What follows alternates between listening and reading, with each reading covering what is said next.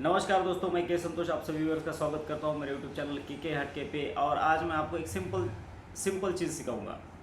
अपने लैपटॉप में जो रैम होती है वो रैम को कैसे अपग्रेड किया जाता है। तो ये मैंने रैम मंगवाई है, ये 8 GB की रैम है और मेरे लैपटॉप में ऑलरेडी 4 GB की है। तो 4+8 12 GB का रैम मेरे लैपटॉप में हो जाएगा और परफॉर्मेंस बढ़ जाएगा जैसे आप रैम अपग्रेड करते हो। अब ये मैं कहाँ करूँगा, टेक्नीशियन के पास जाके नहीं करूँगा, घर पर बैठ के करूँगा।